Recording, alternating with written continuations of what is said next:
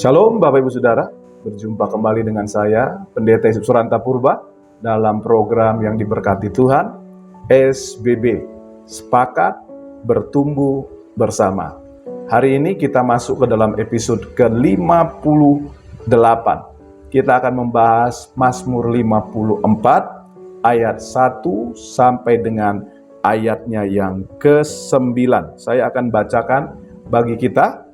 Untuk pemimpin biduan dengan permainan kecapi, nyanyian pengajaran Daud. Ketika orang Zifi datang mengatakan kepada Saul, Daud bersembunyi kepada kami, ya Allah, selamatkanlah aku karena namamu, berilah keadilan kepadaku karena keperkasaanmu, ya Allah, dengarkanlah doaku, berilah telinga kepada ucapan mulutku, sebab orang-orang yang angkuh bangkit menyerang aku, orang-orang yang sombong ingin mencabut nyawaku. Mereka tidak mempedulikan Allah. Sesungguhnya Allah adalah penolongku, Tuhanlah yang menopang aku. Biarlah kejahatan itu berbalik kepada mereka, kepada seteru-seteruku. Binasakanlah mereka karena kesetiaanmu. Dengan rela hati aku akan mempersembahkan korban kepadamu. Bersyukur sebab namamu baik ya Tuhan. Sebab ia melepaskan aku dari segala kesesakan dan mataku memandangi musuhku. Bapak Ibu Saudara, tema firman Tuhan dari Mazmur 54 ini adalah meminta keadilan Tuhan. Dalam Mazmur 54 ini ada sebuah kisah yang dicatat oleh Daud, yaitu Daud dihianati oleh orang Zifi, ayatnya yang kedua. Siapa orang Zifi ini? Orang Zifi ini adalah saudara satu suku dengan Daud. Kalau kita baca 1 Samuel pasal 23 ayat 14 sampai 28. Orang-orang Zifi ini adalah orang Yehuda. Jadi masih bagian dari umat Allah.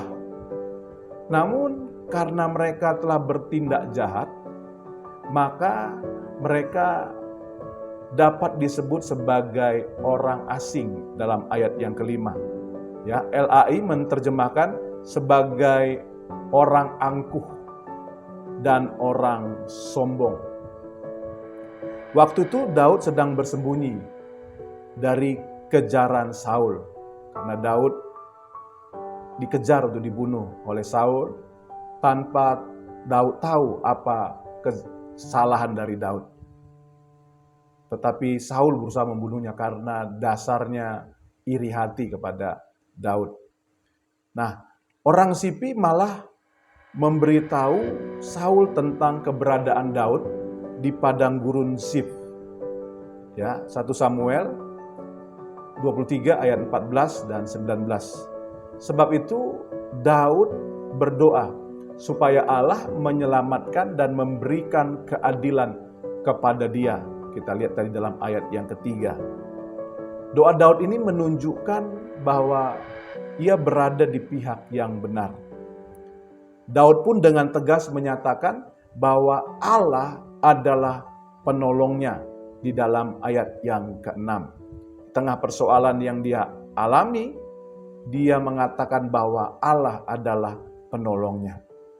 Dan yang menarik di sini, Daud itu berdoa supaya kejahatan orang-orang yang mengkhianati dia, yaitu orang-orang Zifi, berbalik kepada mereka.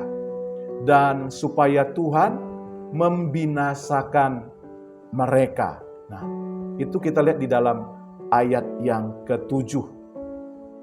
Dan Daud dengan yakin bahwa Tuhan akan melepaskan dia dari kesesakan.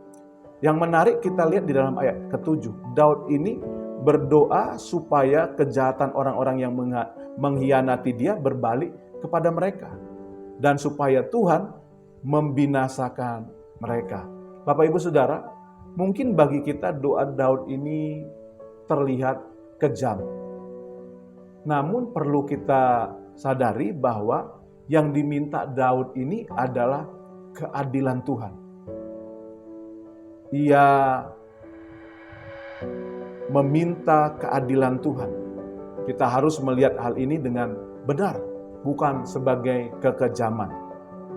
Ketika Tuhan Yesus mengajarkan kepada kita untuk mengampuni musuh-musuh kita, bukan berarti keadilan tidak perlu ditegakkan. Ketika kita dimusuhi atau ditindas oleh orang fasik, tentu saja Bapak Ibu Saudara, kita boleh berdoa meminta Tuhan menyatakan keadilannya kepada kita.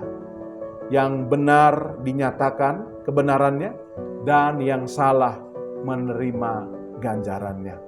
Nah, pelajaran apa yang kita dapatkan dari Mazmur 54 ini? Pelajarannya adalah mintalah keadilan Tuhan ketika kita dijahati oleh orang-orang fasik. Boleh kita berdoa seperti itu. Mintalah keadilan dari Tuhan. Seperti Daud berdoa, ia meminta supaya kejahatan orang-orang yang mengkhianatinya menimpa orang yang jahat tersebut, dan supaya Tuhan membinasakan orang yang jahat tersebut.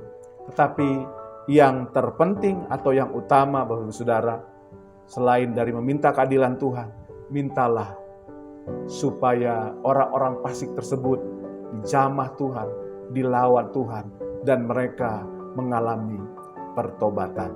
Kiranya kebenaran firman Tuhan ini memberkati kita. Seperti biasa di akhir program ini, izinkan saya berdoa bagi Bapak Ibu Saudara.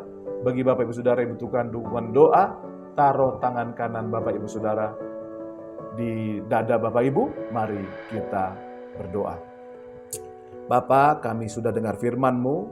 Firman-Mu mengajar kepada kami untuk kami boleh berdoa meminta keadilan Tuhan di tengah orang-orang yang berbuat jahat kepada kami.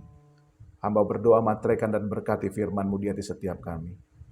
Bapa, aku berdoa bagi umat-Mu yang membutuhkan dukungan doa. Kau lihat tangan-tangan mereka yang ditaruh di dada mereka, menandakan mereka membutuhkan pertolongan Tuhan. Mungkin ada di antara mereka yang sakit, yang lemah, yang susah.